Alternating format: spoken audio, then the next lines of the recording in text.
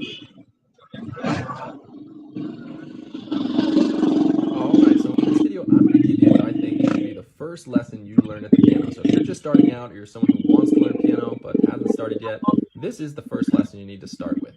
So what we want to do in this first lesson is really just understand how the piano works. It can get really confusing and you just press keys and you're like, I don't really get this.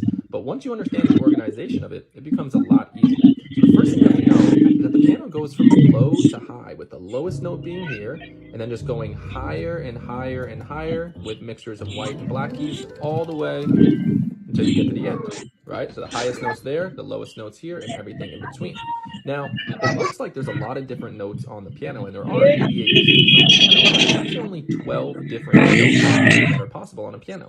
And the easiest way to find it is through the black keys. So if you ignore the very first black key, right, we're going to ignore that one for now. I'll explain it later. But you'll notice the black keys just go in a pattern. 2, 3, 2, 3, 2, 3, 2, 3, 2, 3, and so on. It's just always groups of 2 and then groups of 3.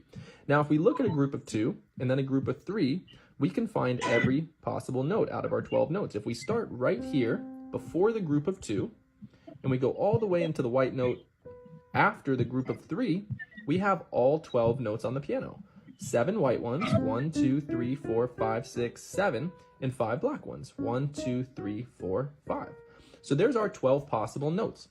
And now everything else is just copied and pasted in higher and lower ranges. So 1, 2, 3, 4, 5, 6, 7, 1, 2, 3, 4, 5. Once again, right before the 2 black keys, 1, 2, 3, 4, 5, 6, 7, 1, 2, 3, 4, 5, and same thing, 1, 2, 3, 4, 5, 6, 7, 1, 2, 3, 4, 5, and it just keeps going in higher ranges and lower ranges. Now we name these notes after the letters of the alphabet, A, B, C, D, E, F, G. We only use 7 letters, so even though there's 12 notes, we only use 7 letters, so I'll explain how we name them. So those 7 letters get attached to the white notes. So the first note we're going to learn is the note C. The note C comes right before the group of 2. Now, you don't have to start here. A lot of people are like, well, why don't we start with A? Just because it's easier to see the note C, and when you learn about scales, like the C major scale, it makes sense why things revolve around C. But let's start here. So anytime you're in front of the 2 black keys, you're playing the note C. So there's lots of different Cs on the piano, high ones, low ones. And if you play 2 Cs together, they sound good together because they're the same note, just in a higher range or a lower range.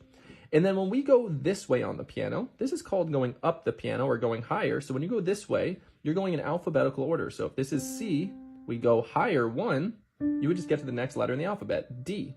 So the easiest way to find the note D is that it's in between the 2 black keys. D, D, D, so on. There's some lower ones. And once again, if I play 2 Ds together, they sound good because they're the same note, just a lower version and a higher. And we can keep going. We go higher than 1 higher than D, we get to E. So E comes after the 2 black notes. E, E, E, E, so on. We play 2 together. They sound good together because they're the same notes. So now we've learned C, D, and E. So C comes before the 2 black notes, D in the middle, E after. Now we just have to learn these 4, which come by the 3 black notes. So if we went C, D, E, we just move 1 higher, we get to the letter F. So F comes in front of the 3 black keys. So there's F, F, F, so on. 2 together, they sound good, same note. We go up 1 from F, we get to G. Now G is a little bit harder to find because if we look inside the 3 black keys, there's 2 on the inside. So G is the first one on the inside when we're going this way. So G, G, G, play 2 together, sound good together. So there's our G. We go up 1 from G. It's where a lot of people get confused. After G, there's no H. You're back to the beginning of the alphabet, which is A. So G and then A. So once again, G and A look similar. They're both on the inside of the 3.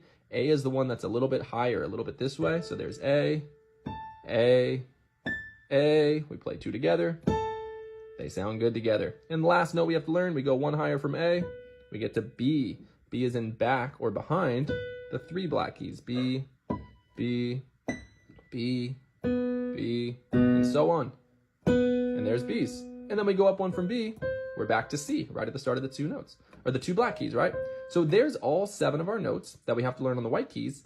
And now the black keys just get named based on those white key letters, right? So let's start with this one here. At the start of the 2 black keys, This note can have two different names, and this confuses people a lot as well, but you'll get the hang of it. So if this note was C, we use a word called sharp in music. Sharp means that you go up, right? Not up as in higher, like up and down, but to the right. So from C, we go up one, which takes us right there, up a half step. A sharp tells you to go up a half step, the next possible note, and then this would be called C sharp. Because this is C, we moved up a half step. That becomes C sharp.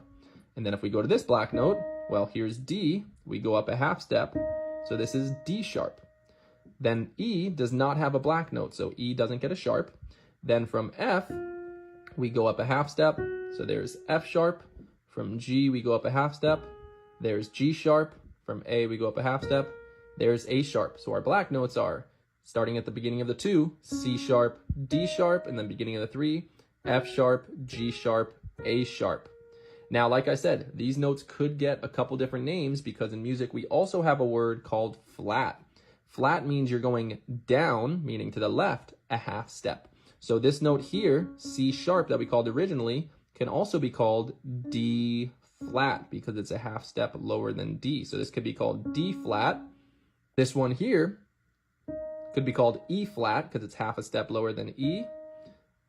F does not have a flat, so no black note there. From G, we go down a half step. There's G flat. From A, we can go down a half step. There's A flat. From B, we can go down a half step. There's B flat. So we can have D flat, E flat, G flat, A flat, B flat. So this could be C sharp or D flat, D sharp or E flat, F sharp or G flat, G sharp or A flat, and A sharp or B flat. And there is all 12 notes on the piano. A lot of people always ask, like, why does it matter that they're two different names? Does it really matter which one you call it?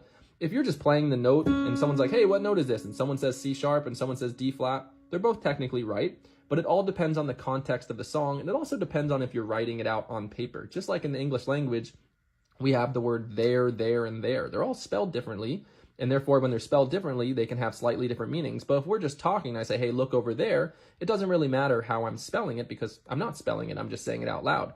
So it's the same thing in music. If you're